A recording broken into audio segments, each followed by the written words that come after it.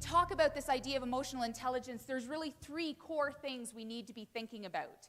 Number 1, self-awareness. Easy thing, but we all know we work with people and have seen people who are lacking self-awareness. Right? We know it. And we know because they seem to have no idea how their behavior is impacting people. So when we're talking about this idea of self-awareness, what we're really talking about, what makes us tick?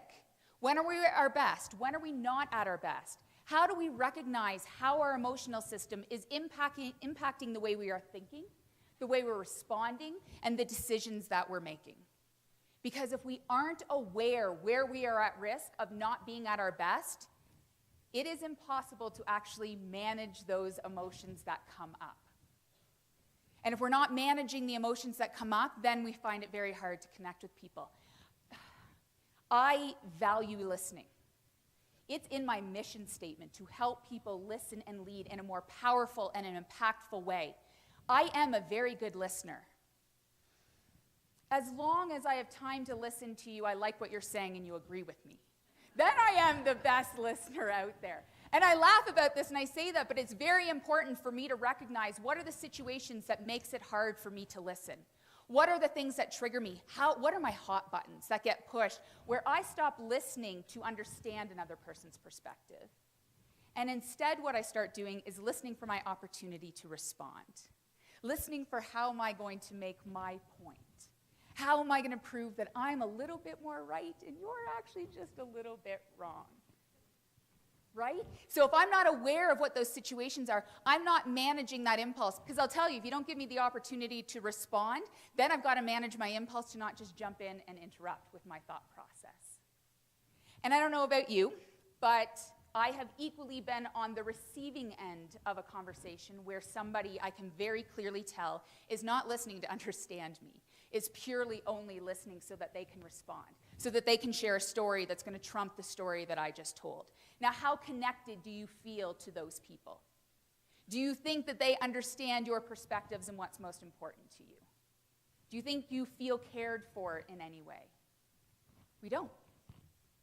And that's the difference. We're actually in here because the thing that we care most about is this idea of how do we connect with people? How do we make sure our exceptional leaders still had to pass on difficult messages? They probably had to tell us no times that we did not want to hear no. They probably gave us feedback that we did not actually necessarily want to hear. But how they did that, they helped us feel heard. They helped us feel valued. When we walked away from that situation, even if we didn't like the message they were passing along, we at least felt understood. And that's what we're trying to do when we talk about this emotional connection. If we manage our emotions, then we manage that automatic jumping to judgment and conclusions that we tend to do. So I am going to ask you a question. If at least one of the traits that you wrote down fits under the umbrella of how someone made us feel, did their work, that idea of emotional intelligence, stand up. If at least one. Okay. My goal was to get everyone's blood moving, and it worked. That's great. Okay, so stay standing if at least 2 of the things that you wrote down would fit under this idea of emotional intelligence. And I want you to stay standing if all 3 of the things you wrote down fall under this umbrella of emotional intelligence.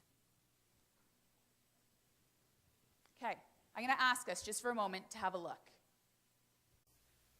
Now, there is no doubt in every single one of these situations we have good intentions, and yet there are times in each of these situations we have an impact we didn't intend. For my work, I tend to travel quite a bit, and I had been traveling a lot. And I was coming home from traveling on a Friday and then was going to go to a course that I had chosen to take that was going to still take me away from home for another entire weekend. My husband was home, and he was taking care of the household. He was doing everything, also started a new job, and we were doing renovations at this time, and I have not been home at all. So I go to this course on this Friday, and then I thought, you know, I'm going to go home. I'm going to drive, make the long drive, but I'm going to go home this evening because he's been taking care of everything, truly. And I'm going to take him out for dinner. I really want to let him know how much I appreciate the support that he gives me. So that was my good intention. I finish my course and I go out to my car, and to make a long story short, I will say there was an interaction with a parking attendant that was not so good. I was very angry by the time I got into my car. So now I'm driving home, sitting in a car jam. Oh yes, that traffic jam made things so much better. And I am now so mad in my car that as I'm driving, I am catching myself having a conversation out loud, saying all the things that I wished I had said in that moment. I don't know if anyone else has ever done this, and this is a true story. As I'm sitting in the car, the traffic jam, I look over and there's a person looking at me with this kind of bewildered, confused face. So I use the universal, like, and because this person has seen me looking like I'm yelling at someone, and I would have rather this person think it looked like I'm yelling at someone than some imaginary person in my car. So needless to say, I get home and I'm still just as angry. And I walk in the door and I'm throwing my suitcase to the side, and my husband walks around the corner, and I launch into my rant about how angry I am about everything, and you will not believe this parking attendant. And you know what? Traffic is brutal, and And as I'm doing that, I'm looking at his face.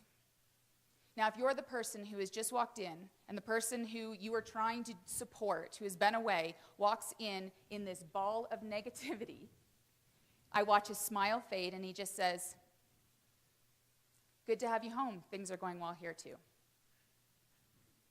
Oh, my good intention was to go home and show my appreciation. And yet, in a moment where all of these different types of emotional situations are coming up, I got into a situation where emotions are driving my behavior. Now, I'll tell you, my very first instinct was wanted to find and defend why I was in the mood I was in, to defend everything by my good intentions. But the reality is we are accountable for our impact. Our exceptional leaders recognized that they were accountable for their impact. The impact I had on my husband is the impact that I had. I made him feel unappreciated. I made him feel less important. I made him feel like his things weren't as important as my things.